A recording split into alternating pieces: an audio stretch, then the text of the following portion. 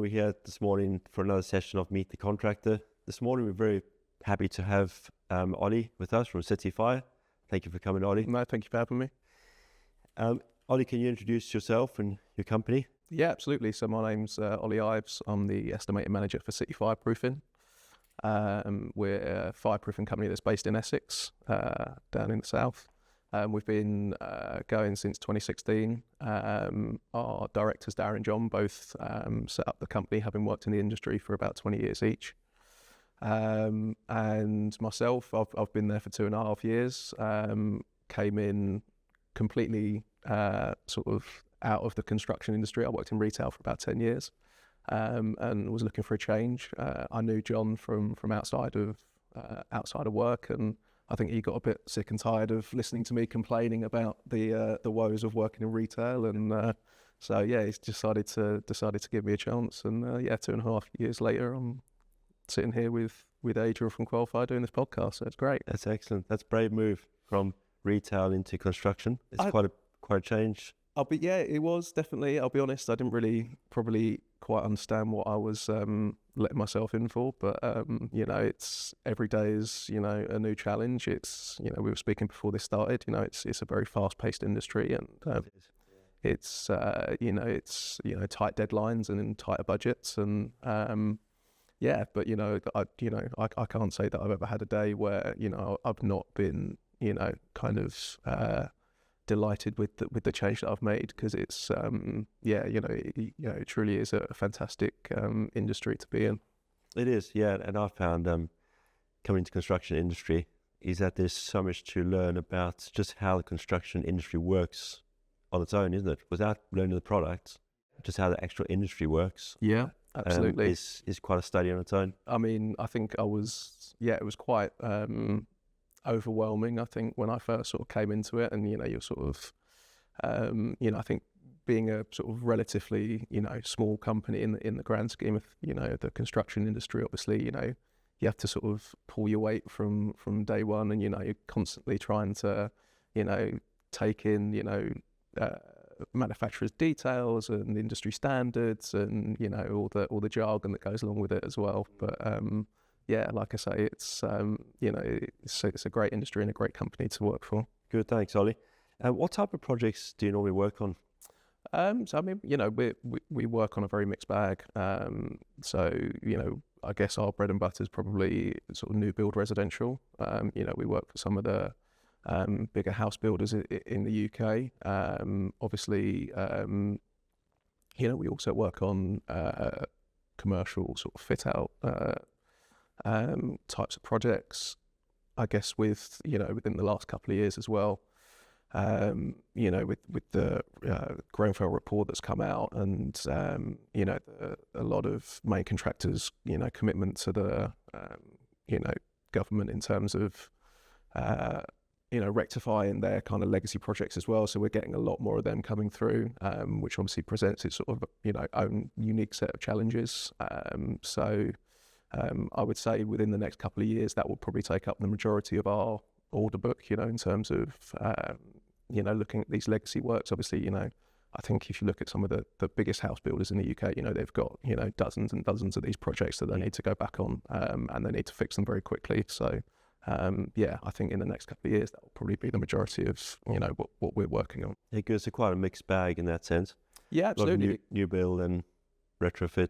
Yeah, absolutely. And I think each of those obviously brings its own, different set of challenges. Obviously with new build, I guess, in an ideal world, that the design is kind of, been done before the sort of building started to go up, and services can be moved and walls can be changed and all this sort of stuff. But obviously, if you're working in like a fit out or a working on a live building where you've got residents still in situ, and they don't want to be decanted, obviously you're kind of limited to what you can achieve. But I think it's something that still obviously needs to be done, and done to a high level. 100%, yeah.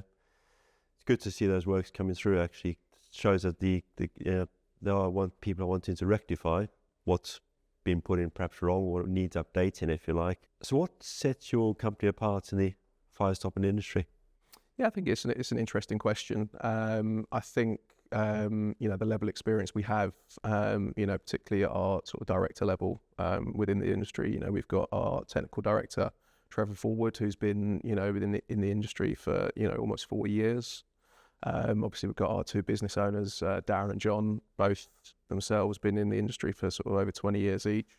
I think the level of service that we provide to our client base as well. That's something that our director Darren has really instilled into us. Is it's all about service. Ultimately we want to deliver a high quality product that's on budget, on time. Without any sort of major issues. That's good. As you mentioned the word service there. Service is just so key, isn't it? I think so. I think particularly, I think it's very easy, particularly, when we're working in, just sort of one trade of the construction industry. It's very sort of easy to forget that, perhaps, the other trades or, the client that you're working for might not necessarily be as sort of clued up on the passive fire industry as we are. And it is sort of a bit, sort of like holding their hand and sort of guiding them through it. And I think, particularly, in today's world, obviously fire is very much at the forefront of everyone's mind. It is, yeah. It is something that, whilst it might not be the most sort of glamorous or the highest value package within, a construction project, I think you speak to a lot of people now, it's probably the most important, in terms of, I've got friends who are trying to, buy and sell, apartments at the moment. And, it can get to a real sticking point if they haven't got, a third party accredited certificate for the fire stopping on their building or their apartment. So, it is like you say, providing that level of service, providing that level of knowledge that we have within our company and within our industry. Good. So what do you enjoy most about working in the construction industry? I think, it's like I said at the beginning, it's obviously very fast paced. I'm definitely someone, I don't like to sit still. I like to be constantly on the go. I like to be constantly doing something. I think even though from the outside, every project can be, fairly similar, but actually when you sort of get down to like the minutiae of a project, each project has its own set of challenges. Each project has its own, design intricacies and design perhaps issues that you need to overcome. There's never been one sort of project that I've walked onto and I thought, oh, this is exactly the same as a previous project. I think ultimately, whilst it can be quite, tensions can be quite fraught, particularly where it is so fast paced. And, I think there is sort of a real sense of kind of, having like a common goal that we're looking to achieve as well. No one sets foot onto a project being like, oh, well, I'm just going to sort of, kind of walk through this and then on to the next one. There is a sort of real sense of purpose and a real sense that, we do have this common goal that we're looking to achieve at the end of it. That's good. Every project is like a challenge on its own, isn't it? It is. It's like I had a friend ask me the other day, sort of asking me about it, and I was sort of saying it's like, having a jigsaw that you're trying to put together, and it's just trying to find the right piece, connecting to the right piece, and slowly but surely, you get to the end of the project and you've got this entire sort of jigsaw that you've put together at the end of it. Yeah, it's good. It's always rewarding looking at buildings as well afterwards that you worked on and think, we worked on that one, or we supplied products for that one, and it gives you a sense of satisfaction. You've had a part in that, making the building safe. You've had a part in putting the building together, essentially. Absolutely. I mean, one of the first projects that I ever priced for our company was a project in 𝘨𝘠𝘳𝘧, which is an area that I've just recently moved to. Okay. So it's really sort of strange to, basically every day when I sort of drive to work, I get to drive past this sort of project that I've sort of, been, involved with the fire stopping on, and it is just sort of, there is sort of that moment. It's like, yeah, that's, having seen it on sort of architects' drawings and, sort of 3D models, and having seen the challenges that came up on the fire stopping front, and, to see it now there sort of, with people living in it is just amazing. There's a completed item. Absolutely, yeah. Yeah. Good. What positive changes would you say are happening currently? I think the biggest change that I've seen, even in my relatively short time, within the industry, 2.5 years, is the real push for early engagement. I think that has been something that, when I first started, it was very much, there were, on the majority of projects that I worked on, from a pricing perspective, it was we were just kind of advised just to try and match sort of standard details to what we would find on site, and there wasn't really any project specific details. Sometimes there would be, and that would be great, but there was a lot of times where we would set foot on site not necessarily knowing what we were gonna come up against, whereas now I think we're getting asked to be involved in early engagement and in the design process for projects that aren't probably going to start for the next 12 to 24 months, and I think that in the long term that is going to have a massive impact on on the buildability of projects once they start on site, because I think it's all too often the case that when it comes to coordination with other trades, particularly like M&E or dry lining, that they're not necessarily aware of the requirements that we're working to, and perhaps we're not necessarily aware of the requirements that they're working to. Yeah. So I think if you're sitting down in an early engagement process, whether it's a workshop or sitting down with architects, whatever it is, the more time that you have to to sort of workshop or design out any sort of issues that you're expecting to come up against, the less likelihood that something major is going to go wrong once you get on site. And it's not a perfect it's not a kind of a perfect answer to the problem. There are always going to be issues that you come up against on site, but yeah, I think early engagement is something that's definitely really sort of within the last 12 months I've really started to notice a big change within the industry. Yeah, sure, it's good. Early engagement is so key. I think you put it really well about the other trades, how they might be aware of what the other trade requirements are. So the fire stopper might not be aware of what the mechanical and electrical requirements are. And also, in the same vein, the mechanical and electrical contractor might not realize the knock-on effect that his perhaps a wrong installation that they do will have for the fire stopping contractor. So that's why that early engagement piece is so important, isn't it? So everyone is on the same page.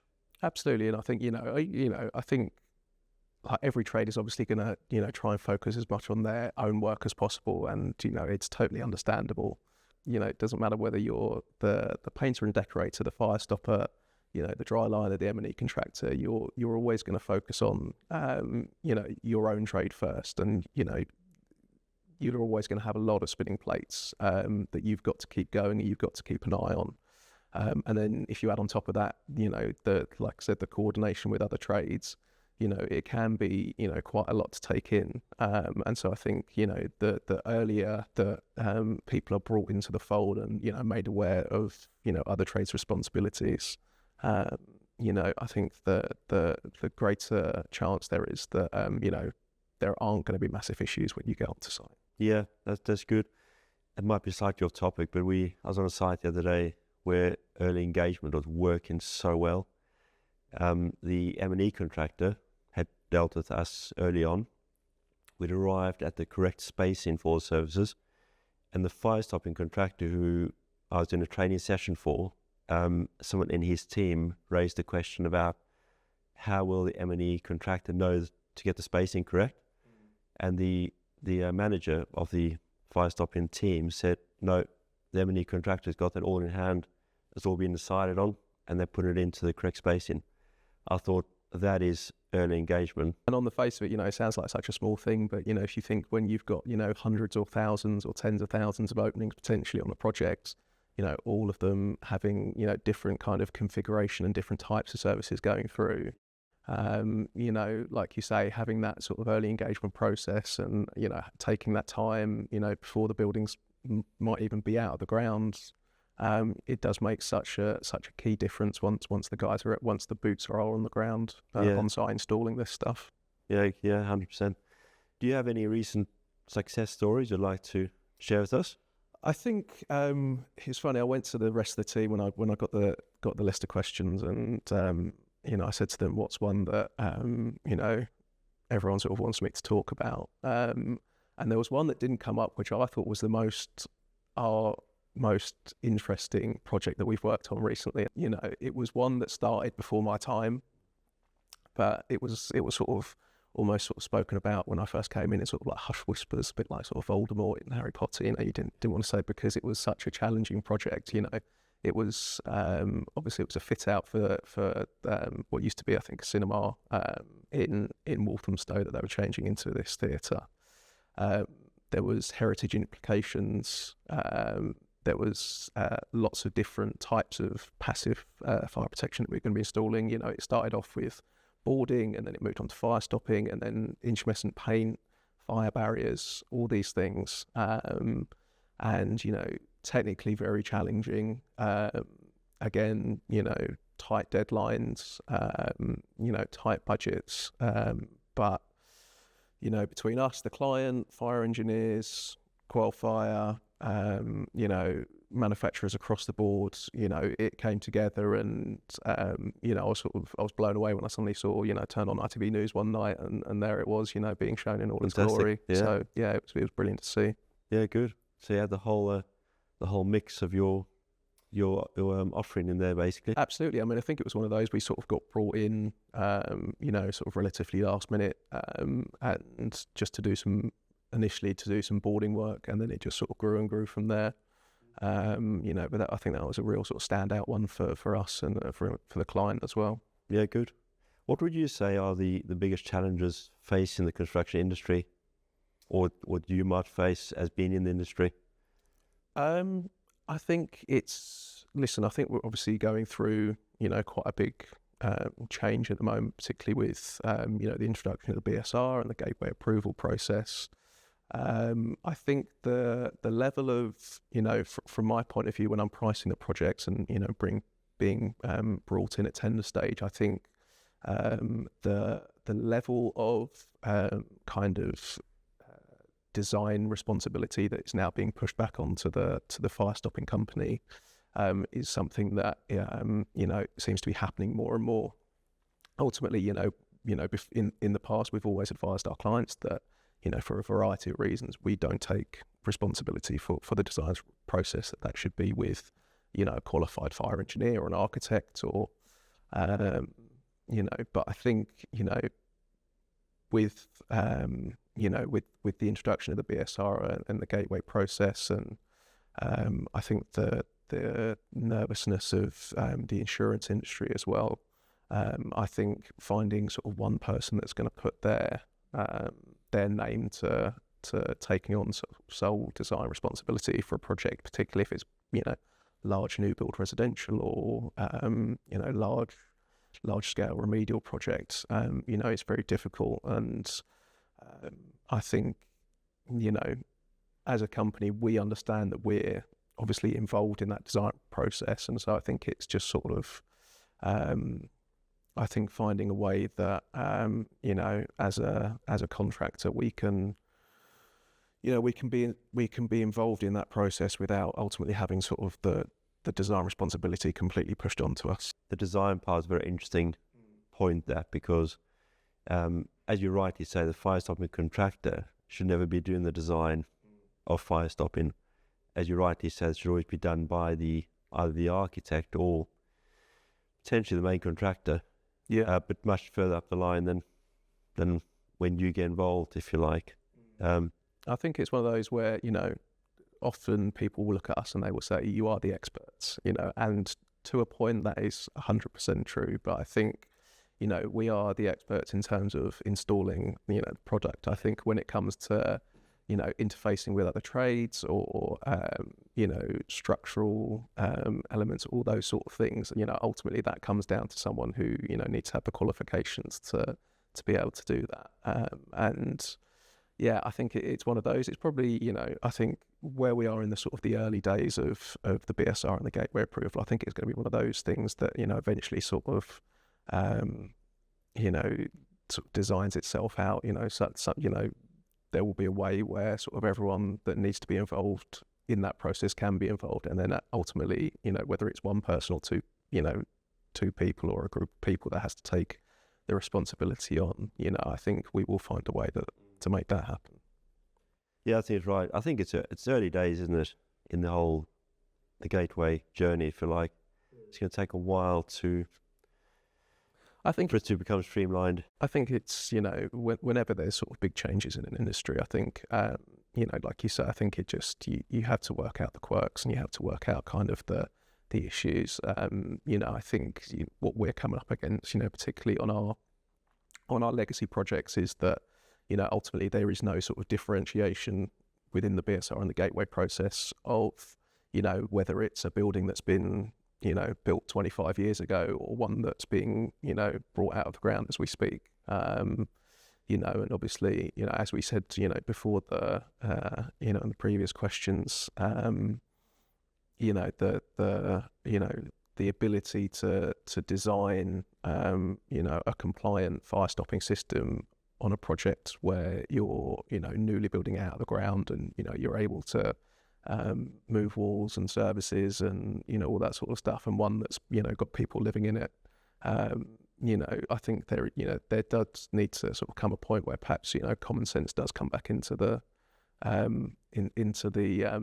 equation slightly, just, in terms of, we are looking to improve the situation, on a lot of these legacy projects, and whether that,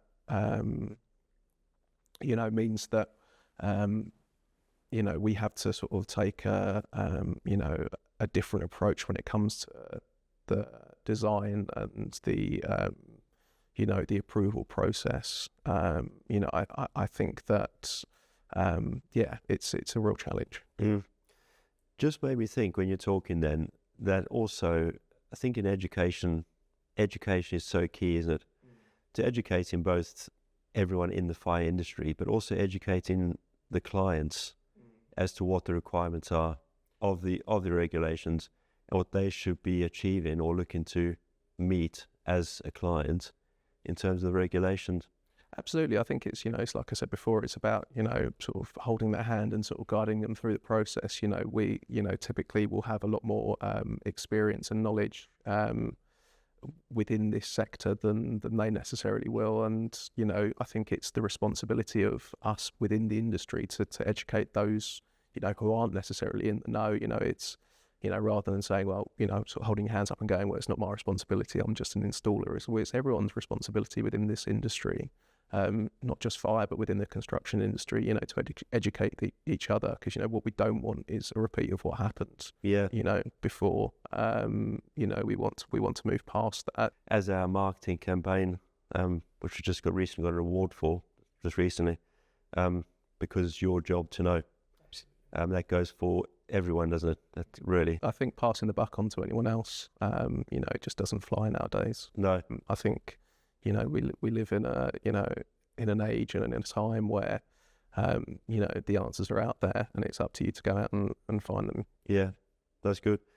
How do you, as a company, out of interest, how do you ensure you meet compliance with the latest regulations? Yeah, I mean, it's a really, sort of difficult challenge, if we are working on, multiple projects for multiple clients or with different intricacies and design elements within them. I mean, we've got, I said before, we've got, a technical director with 40 years plus experience within the industry. He's our go-to man whenever it comes to things around compliance or regulations, anything like that. We've got a ever-growing QA department that are constantly looking at the works that we're installing on our projects. Constantly, keeping up to date with the latest manufacturers' details. Speaking to manufacturers, speaking to suppliers, doing training CPD seminars, going to, seminars with the ASFP. We're making a big push within our company to get everyone, a minimum level 2 with the IFE as well. I think that's something that we're really looking to, push forward is, expanding our knowledge base. So yeah, I think there's, like I say, there's lots of different ways that you can, you can keep up to date. I think it is, obviously regulations are changing every day. It doesn't matter whether it's within fire or, just within the construction industry itself. Things are constantly changing, and like you said before, it is our responsibility to make sure that we're completely up to date with the latest ones. Good, that's good. Are there any misconceptions around fire stopping you'd like to clear up?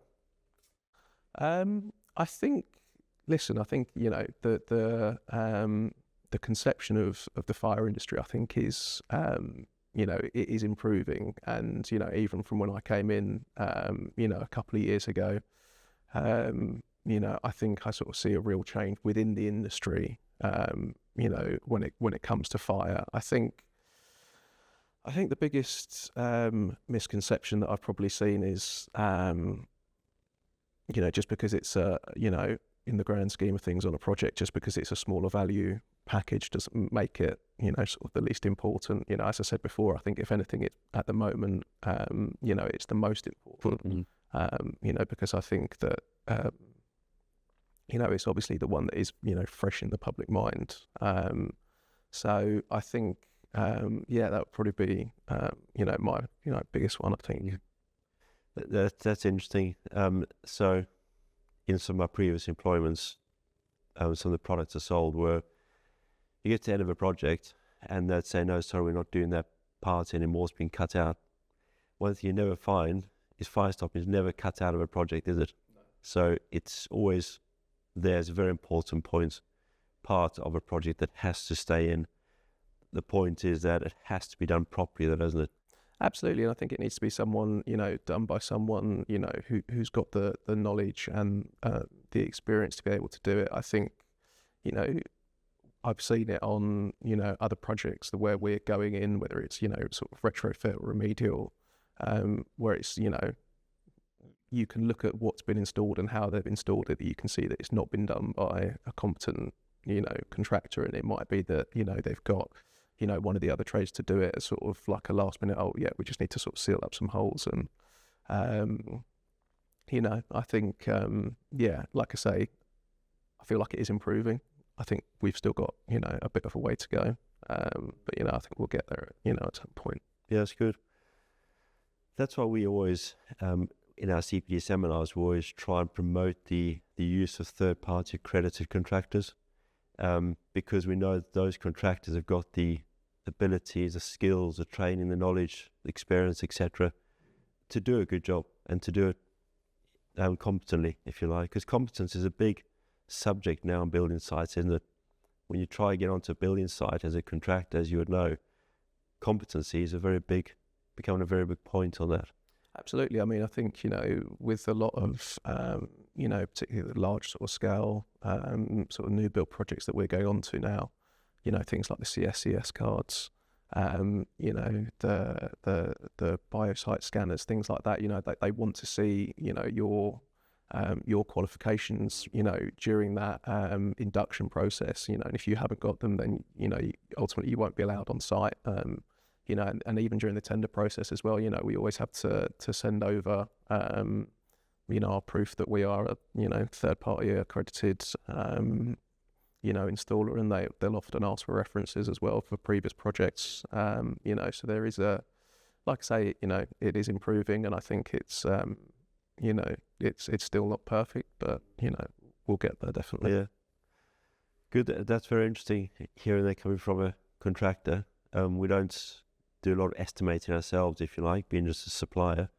But it's interesting to hear you say that you have to send in your accreditation to the main contractor when you're tendering. That's an interesting point. Yeah, I think, listen, I mean, they've obviously got a compliance process that they have to go through, and particularly if it's a new client and, perhaps we haven't worked with them before or we haven't worked for them for a while, they'll obviously want to make sure that, we've got our accreditation, we've got our insurances, that, the guys that we're going to be sending to site are all, a minimum of MVQ level 2, accredited with, passive fire protection installation. So, it is good to see, like you say. It doesn't happen all the time, but, I think for sort of the bigger scale construction projects that, without fail, it's something that, we'll have to send across.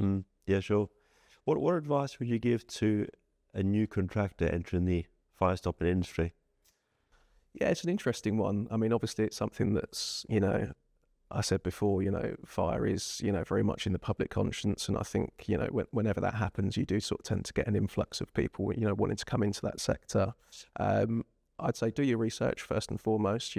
I think it's not just a case of, plugging a hole and putting a sticker on it and taking a photo and walking away. There is a lot of, design and research and kind of experience that goes into, being a fire stopping contractor.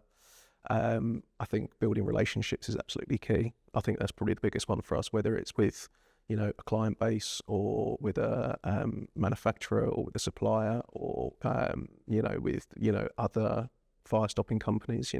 We might, ultimately, be tendering for, the same projects, but, I don't think that there's a sort of, massively competitive, sort of feel within the fire stopping industry. I think it's more of a community rather than a, competition, if you like. So yeah, start making, the relationships there before you even, think about coming into the industry, because I think the more relationships you have and the wider your knowledge base is, the bigger the chances that, you'll be able to succeed within this industry, because there is a lot of intricacies within this, and there are a lot of standards and regulations that you have to comply to, and I think that the more relationships you have within the industry, the more that will help, more that will help you, to comply with those. That's good. Relationships is key, isn't it? As I always say, people sell to people. Yeah, that's it. And it's another thing that, our bosses have, always instilled with us at City is that, that ultimately this, industry comes down to, service and relationships, and you need to keep working on those, and you need to keep building those, if you want to grow. And, I think the industry is so fast paced, if you don't keep up with, keep those relationships going, and, it can be quite easy to sort of get left behind. Yeah, that's good. I always think of what someone told me once, you're only ever as good as your last job.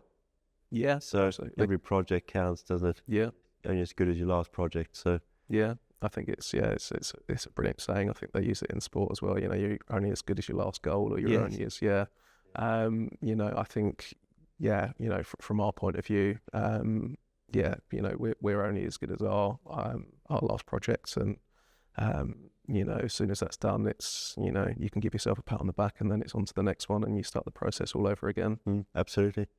How do Quelfire help you in your projects? I think the level of technical support that I'll always receive, is second to none. Whenever I speak to other people within the industry, I'll harp on about the qual selector until I'm no longer working in this industry, because I just find it's such a user friendly and easy to use tool. That I know that I can sort of no matter what sort of technical question that a client comes up with, I can go onto there and 99 times out of 100 I can find the answer that I'm looking for, and I can find it quickly as well. Again, coming back to the pace of the industry, I don't want to be sort of constantly clicking on something and then getting to the end of a 4-page link and then finding out that, oh no, I've gone the wrong way and I've got to start all over again. You know, the technical team that you've got here with Chloe and Alec and the rest of the team. Again, you know, I can fire off an email to them, and you know, I'll get a response back. You know, perhaps quicker than anyone else. You know, so and then, you know, project support as well. I think, you know, particularly with our client base, we're getting, you know, specified Quelfire more and more now. You know, which from my point of view is great, because I feel like I know it sort of like the back of my hand now. Yeah. You know, but getting, you know, specific project support on sites, you know, whether it's site visits or, you know, Teams calls, whatever it is, you know, that's you know, the level of support that you know, that we get, which is brilliant. Good. No, we're very happy to support, and the Quell Selector is a brilliant tool. Quite often you come across someone who hasn't used it before, hardly knew it existed. You introduce them to it, and next time you talk to them, it's like, wow, that's revolutionary. And I've heard other fire stopping contractors say similar to you, in that it's a very good tool. They use it as a very good tool for meetings on early engagement. So they'll sit as a fire stopping contractor, sit in an early engagement meeting, and the Quell Selector is just there as a very quick reference during the meeting to refer to and get right to the detail that you need quickly. Absolutely. I mean, I had a meeting about one of our legacy projects recently, and you know, 10 minutes before the meeting, the technical manager for this client said, "Oh, can you send me the detail for," you know, and he listed about 7 or 8, and I was able to go on there literally 5 minutes, you know, send them off to him before the meeting. You know, and I don't think for, you know, any other any other system I'd have been able to do that. Good. No, thank you, Ollie. Really appreciate you coming, appreciate your time. Thank you for listening to a further episode of Meet the Contractor. Thank you for coming, Ollie, from City Fire. Very glad to have had you. Please look out for further episodes on this series coming soon.